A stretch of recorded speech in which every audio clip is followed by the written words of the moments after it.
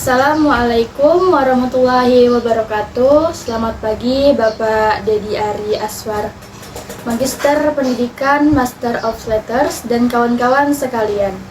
Pada kesempatan kali ini kami membuat video tentang analisis media sosial Bank Asia Sentral atau sering disebut BCA. Dan saya Nur Subaidah Paulina dan juga rekan-rekan saya akan mempresentasikan dari video kami ini.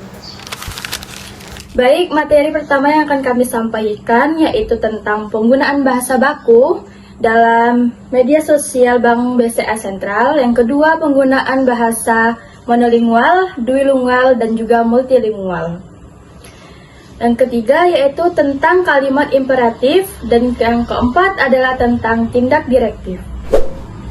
Baik teman-teman, kita akan membahas materi pertama yaitu tentang penggunaan bahasa baku. Tentunya bahasa baku adalah topik yang sangat penting dalam setiap bahasa, terutama bahasa Indonesia. Bahasa baku atau ragam bahasa standar adalah variasi bahasa yang diterima dan disepakati oleh masyarakat. Pemakaiannya sebagai norma tertinggi dan model terbaik dalam digunakan dalam situasi resmi dan formal. Bahasa Indonesia dikatakan baku jika memenuhi kaidah dan aturan yang berlaku, terutama yang bersumber dari Kamus Besar Bahasa Indonesia atau KBBI, dan kedua, pedoman umum ejaan bahasa Indonesia. Yang ketiga, bahasa baku bahasa Indonesia.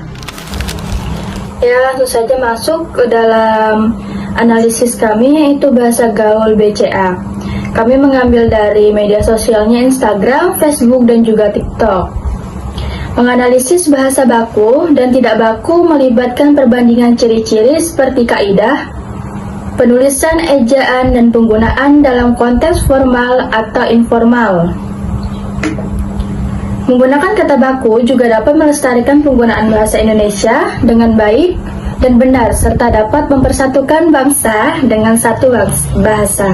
Kata tidak baku merupakan kebalikan dari kata baku. Di sini kami telah melakukan analisis dari bulan Januari hingga sampai Agustus. Di sini contohnya kata gaul yaitu beres, sementara kata bakunya selesai atau siap. Postingan ini diunggah pada tanggal 8 Januari tahun 2025. Oke, kita bisa melihat sini banyak sekali contohnya yang telah kami analisis hingga mendapatkan hasil sampai tanggal 28 bulan Agustus. Oke teman-teman, di sini kita akan mengambil contohnya dari postingan terakhir ini ya. Di sini kata gaulnya itu bapak. Di sini menggunakan penulisan dengan C kemudian K. Sementara bahasa bakunya yaitu tulisannya seperti ini, bapak biasa saja ya. Kita klik linknya untuk melihat postingannya.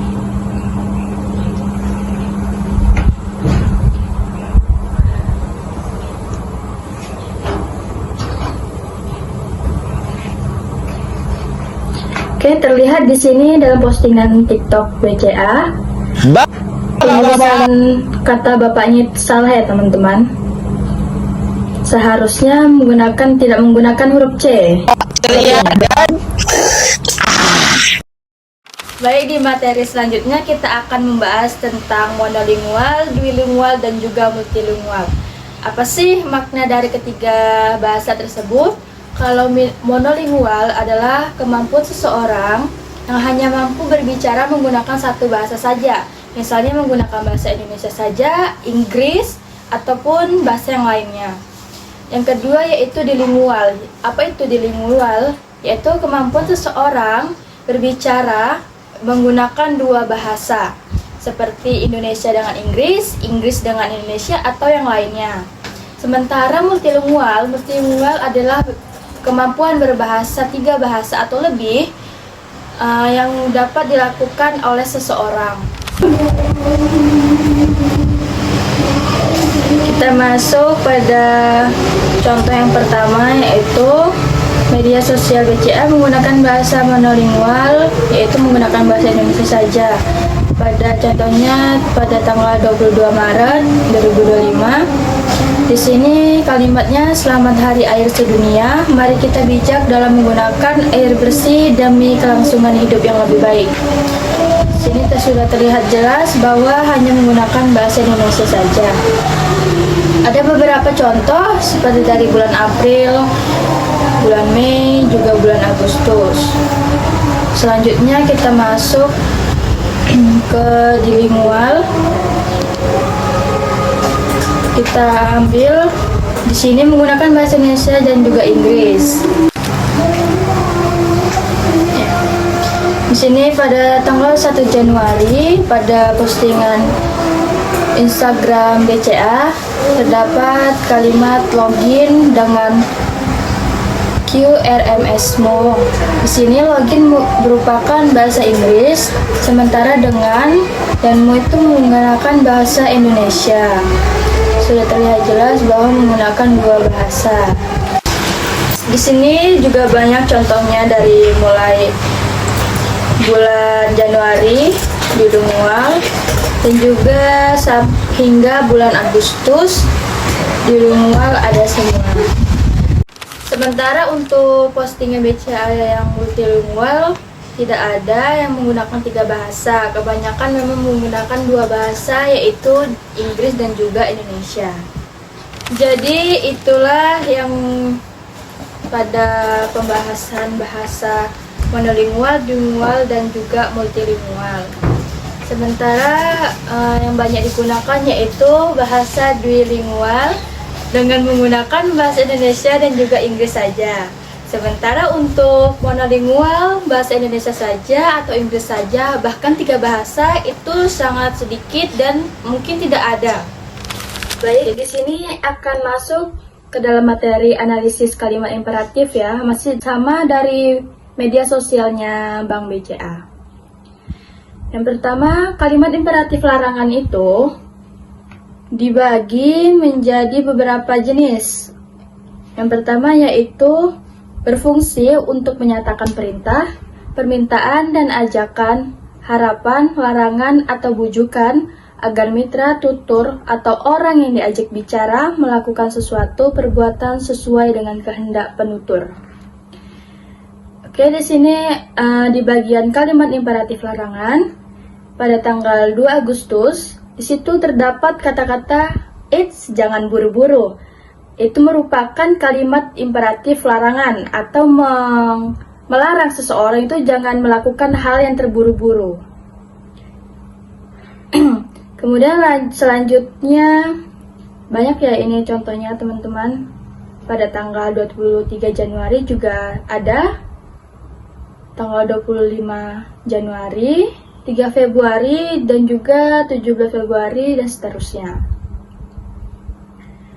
Kita akan mengambil contoh pada postingan 3 Maret ini. Di sini ada kalimat awas modus. Kita klik linknya untuk melihat postingannya.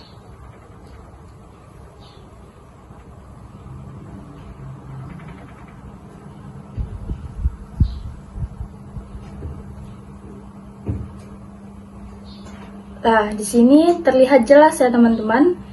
Penulisan awas modus, kata ini merujuk pada kalimat imperatif larangan. Untuk mengajak kita agar tidak berhati-hati dalam penipuan berkedok undian berhadiah. Baik, selanjutnya kita akan masuk.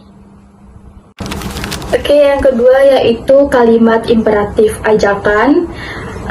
Terlihat di sini seperti contohnya kata-katanya itu, yuk login di aplikasi merchant BCA.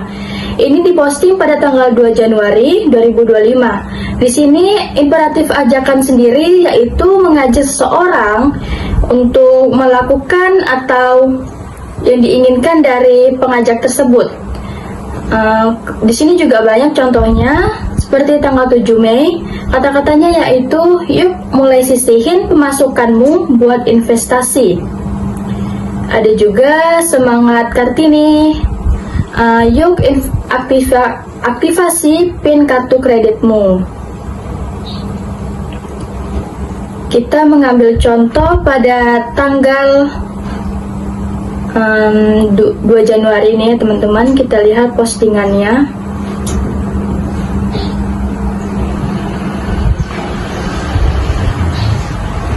Di sini ada kalimat yuk login di aplikasi Merchant BCA. Terlihat jelas bahwa ini adalah kalimat untuk ajakan. Kesimpulan analisis imperatif ajakan. Pada analisis ini dapat disimpulkan bahwa BCA menggunakan imperatif ajakan ini untuk memberikan informasi kepada nasabah BCA atau penggunanya, mengajak untuk mengikuti atau mengajak karena BCA sangat banyak menampilkan iklan-iklan yang menarik dan juga bermanfaat untuk penggunanya. Oke. Masuk kepada materi ketiga, yaitu kalimat imperatif perintah. Pada kalimat imperatif perintah ini, yaitu memerintahkan seseorang untuk melakukan apa yang dilakukan pesuruh tersebut. Di sini pada tanggal 26 Januari, kalimatnya yaitu waspada terhadap modus. Berarti kita diperintahkan untuk tetap waspada terhadap modus-modus yang dilakukan mengatasnamakan Bank BCA. Kemudian ada di tanggal 5 Februari, tanggal 6 Februari juga ada, dan kemudian tanggal 12 Maret juga ada. Kita mengambil contoh pada tanggal 26 Januari ini, kita klik linknya untuk melihat postingan di mana sih letak kalimat itu. Di sini teman-teman bisa lihat waspada terhadap modus penipuan melalui SMS mengatasnamakan BCA.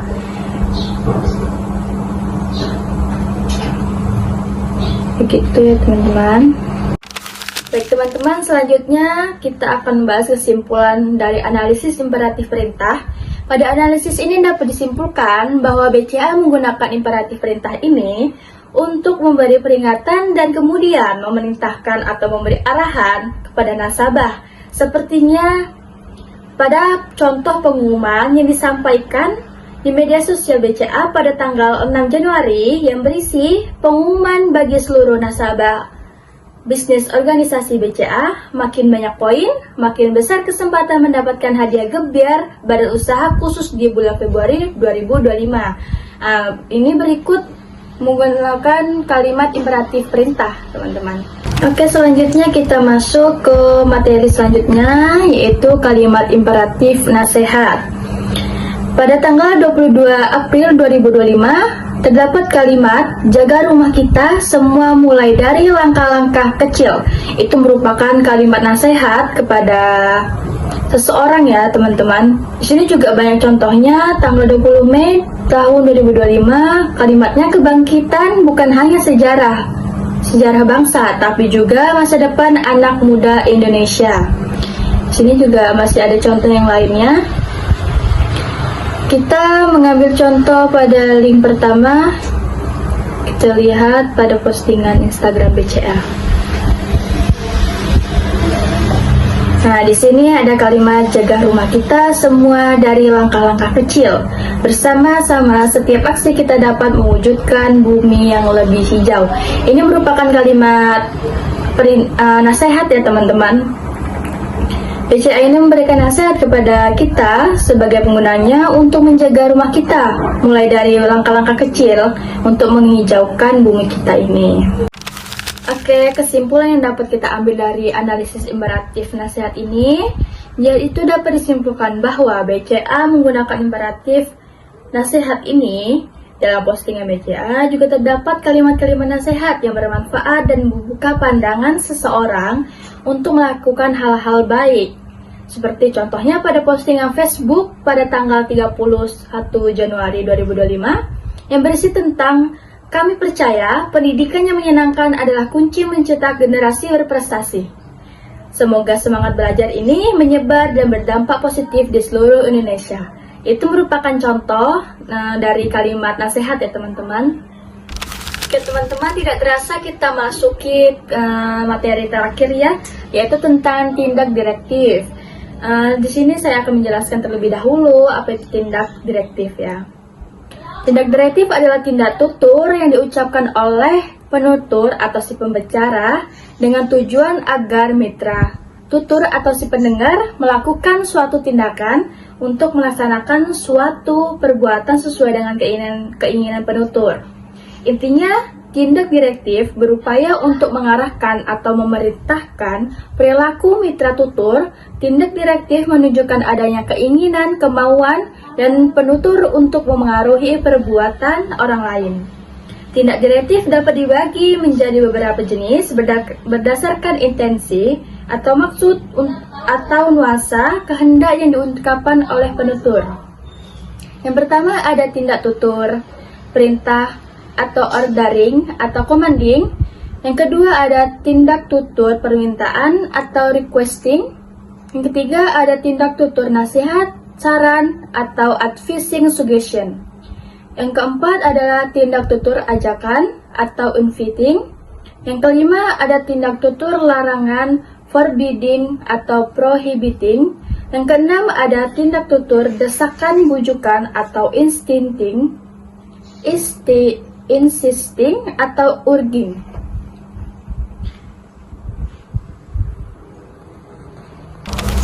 Baik teman-teman, di dalam tindak direktif itu juga ada tindak direktif pertanyaan ya teman-teman. Contohnya pada tanggal 22 April dengan kalimat ganti barang baru di tengah bulan. Ini merupakan pertanyaan. Yang juga pada tanggal 1 Januari juga ada kalimat kalau kamu tim BCA website atau aplikasi. Di sini juga merupakan kalimat pertanyaan. Di sini juga banyak contohnya hingga pada tanggal 16 Mei. Kita ambil contoh pada tanggal 1 Januari ini ya teman-teman. Nah, di sini ada kalimat pertanyaan nih. Kalau kamu tim BCA website atau aplikasi, di sini sudah jelas ya teman-teman, merupakan kalimat tindak direktif pertanyaan.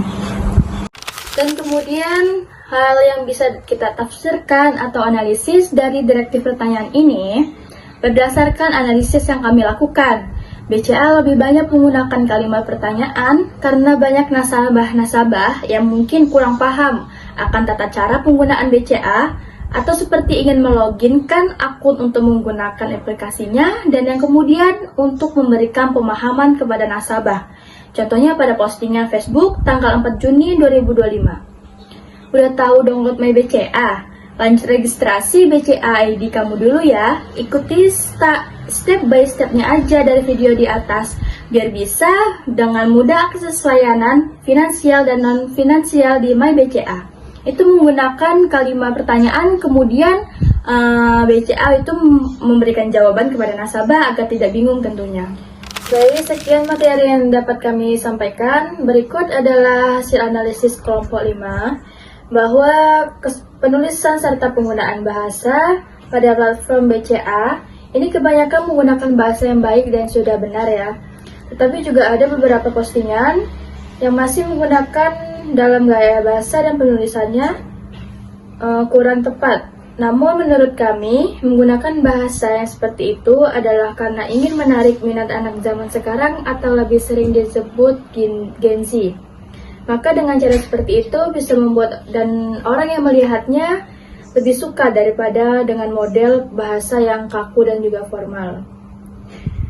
Program-program BCA yang diselenggarakan juga menuju kepada anak-anak muda seperti contohnya pada postingan BCA pada bulan Juni mereka menyelenggarakan konser. Tidak hanya itu, BCA juga selalu membuat program beasiswa kuliah yang sangat dibutuhkan oleh seorang mahasiswa. Dan dari situ juga kini BCA menjadi bank yang sangat maju. Baik, sekian dari kami kelompok 5. Saya ucapkan terima kasih, kurang lebihnya mohon maaf.